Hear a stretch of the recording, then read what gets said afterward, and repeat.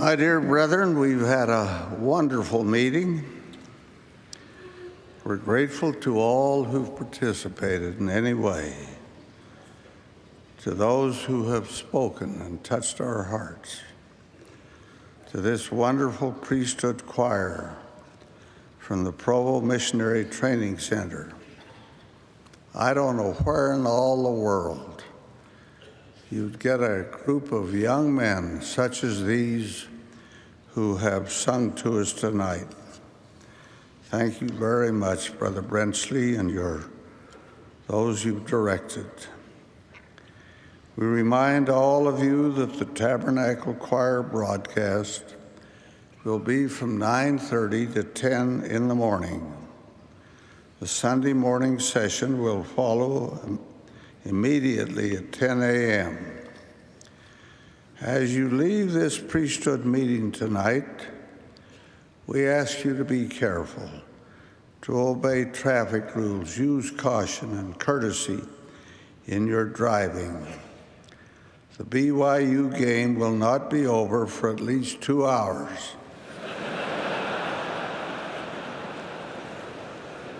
In fact, I've cut my talk a little short so that you, not I, but you can watch it. Following my remarks, this session will conclude with the choir singing Praise to the Man Who Communed with Jehovah. The benediction will then be given by Elder H. Ross Workman of the 70. Now, tonight I'm going to do something a little unusual. I'm going to repeat some elements of a talk which I gave 15 years ago.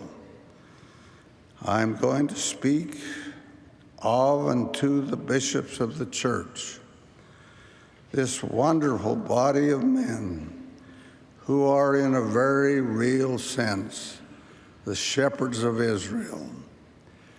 Everyone who participates in this conference is accountable to a bishop or branch president. Tremendous are the burdens which they carry, and I invite every member of the church to do all that he or she can to lift the burden under which our bishops and branch presidents labor. We must pray for them. They need help as they carry their heavy loads. We can be more supportive and less dependent upon them. We can assist them in every way possible. We can thank them for all that they do for us. We're wearing them out in a short time by the burdens which we impose upon them. We have more than 18,000 bishops in the church. What a remarkable thing that is. Every one is a man who has been called by the spirit of prophecy and revelation and set apart and ordained by the laying on of hands. Every one of them holds the keys of the presidency of his ward. Each is a high priest, the presiding high priest of his ward. Each carries tremendous responsibilities of stewardship. Each stands as a father to his people. None receives money for his service. No ward bishop is compensated by the church for his work as a bishop. The requirements of a bishop today are as they were in the days of Paul, who wrote to Timothy, quote, "A bishop then must be blameless, the husband of one wife, vigilant, sober, of good behavior, given to hospitality, apt to teach, not given to wine, no striker, that is, not a bully or a violent person, not a brawler, not covetous, one that ruleth well his own house, having his children in subjection with all gravity. For if a man know not how to rule his own house, how shall he take care of the church of God? Not a novice, lest being lifted up with pride, he fall into the condemnation of the devil. Close quote. In his letter to Titus, Paul adds that a bishop must be blameless as the steward of God, holding fast the faithful word as he hath been taught, that he may be able by sound doctrine both to exhort and to convince the gainsayers. Those words apply to aptly describe a bishop today in the Church of Jesus Christ of Latter-day Saints. Let me now speak directly to the thousands of bishops who are in attendance tonight. Let me say first that I love you for your integrity and goodness. You must be men of integrity. You must stand as examples to the congregations over which you preside. You must stand on higher ground so that you can lift others.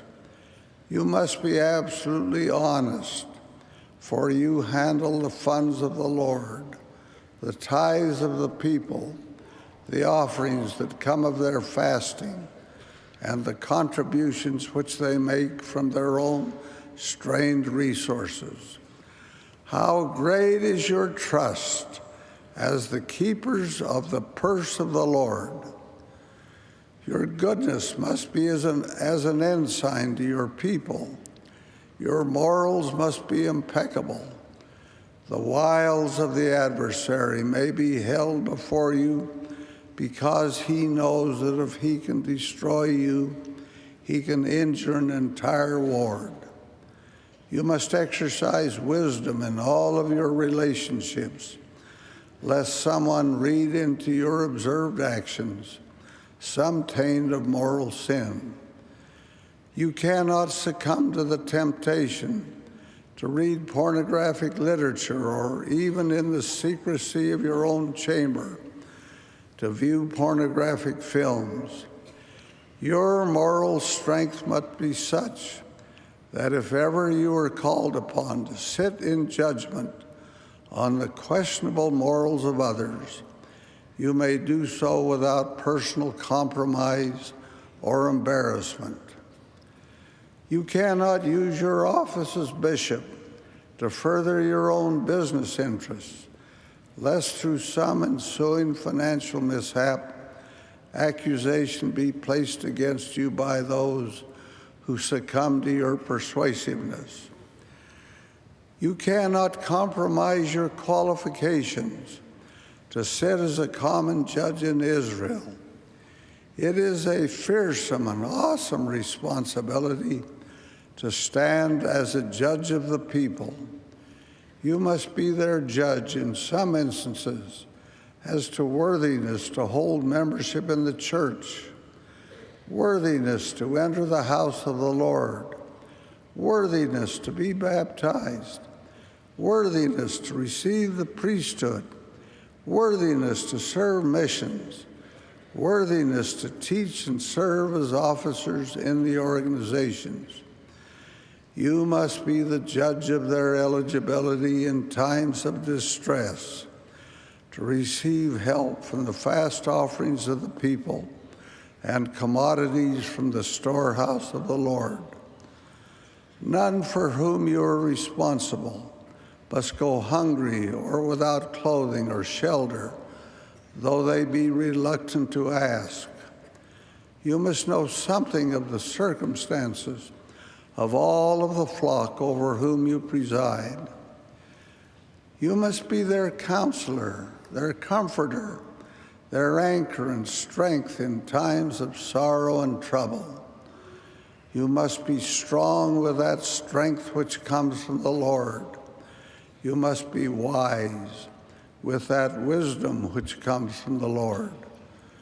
Your door must be open to hear their cries, and your back strong to carry their burdens, your heart sensitive to judge their needs, your godly love broad enough and strong enough to encompass even the wrongdoer and the critic. You must be a man of patience, willing and listening and striving to understand. You are the only one to whom some can turn. You must be there when every other source has failed. Permit me to read you a few lines from a letter sent to a bishop. Dear Bishop, it has been almost 2 years since I desperately called you asking for help. At that time, I was ready to kill myself. I had no one else to turn to, no money, no job, no friends. My house had been taken, and I had no place to live. The church was my last hope. As you know, I had left the church at the age of 17 and had broken just about every rule and commandment that there was in my search for happiness and fulfillment. Instead of happiness, my life was filled with misery, anguish, and despair. There was no hope or future for me. I even pleaded with God to let me die, to take me out of my misery. Not even He wanted me. I felt that He had rejected me too. That's when I turned to you and the church. You listened with understanding. You counseled, you guided, you helped. I began to grow and develop in understanding and knowledge of the gospel. I found that I had to make certain basic changes in my life that were terribly difficult, but that within me I had the worth and strength to do so. I learned that as I lived the gospel and repented, I had no more fear. I was filled with an inner peace. The clouds of anguish and despair were gone. Because of the atonement, my weaknesses and my sins were forgiven through Jesus Christ and His love for me. He has blessed me and strengthened me. He has opened pathways for me, given me direction, and kept me from harm. I have found that as I overcame each obstacle, my business began to grow, enabling my family to benefit and making me feel as though I had accomplished something. Bishop, you have given me understanding and support through these past 2 years. I never would have reached this point if not for your love and patience. Thank you for being what you are as the servant of the Lord to help me, His wandering child. Bishops, you stand as a watchman on the tower of the ward over which you preside. There are many teachers in that ward, but you must be the chief teacher among them.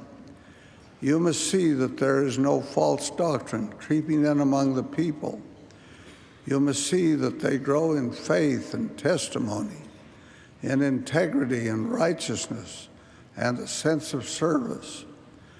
You must see that their love for the Lord strengthens and manifests itself in greater love for one another.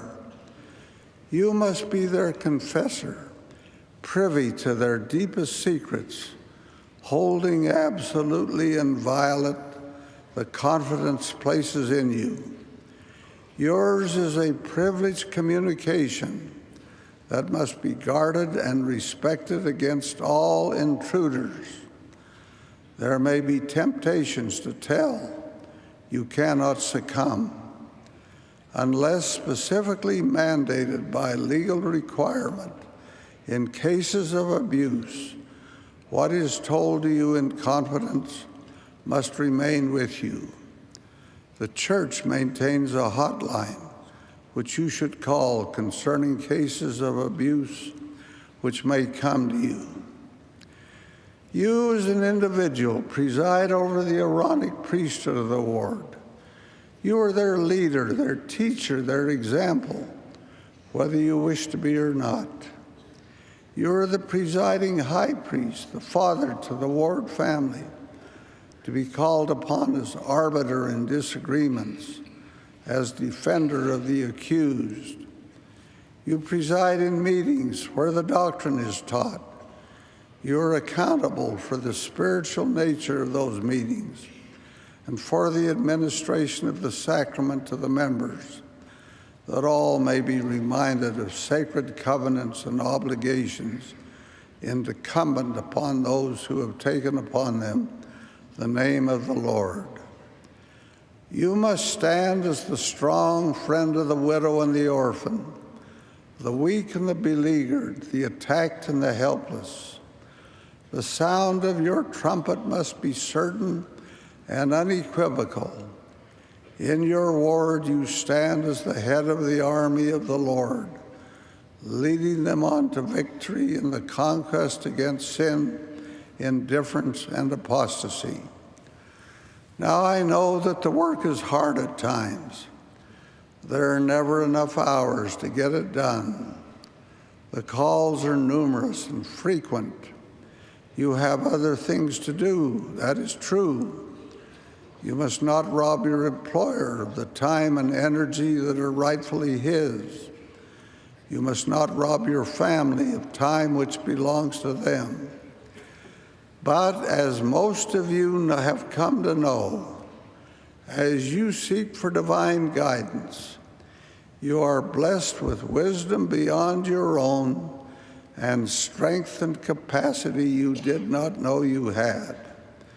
It is possible to budget your time so that you neglect neither your employer, your family, nor your flock. God bless the good bishops of the Church of Jesus Christ of Latter-day Saints.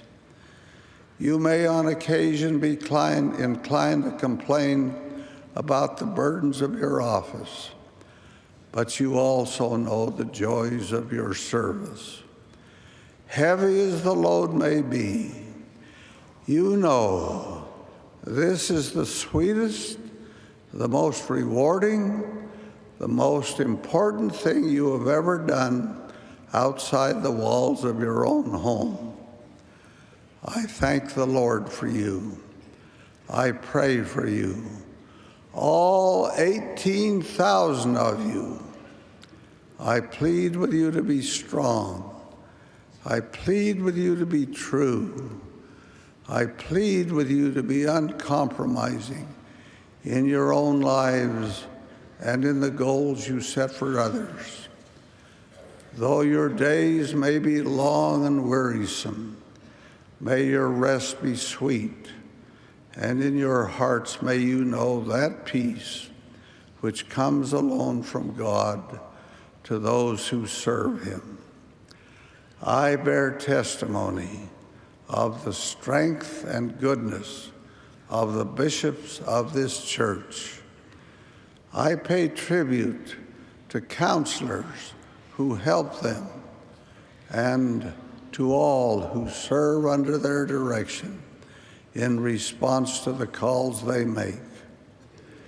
We do not expect the impossible from you. We ask that you do the very best you can. Delegate to others every aspect of the work that you legitimately can, and then leave matters in the hands of the Lord. Someday you will be released. It will be a time of sadness for you, but there will be comfort as your people thank you. Nor will they ever forget you. They will remember you and speak with appreciation through years to come. For among all church officers, you are nearest to them. You have been called, ordained, and set apart as shepherds to the flock. You have been endowed with discernment, judgment, and love to bless their lives. In the process, you will bless your own. I bear testimony of the divine nature of your calling and of the magnificent way in which you fulfill it. May you, your counselors, your wives, and your children be blessed as you serve the children of the Lord. I humbly pray in the sacred name of Jesus Christ. Amen.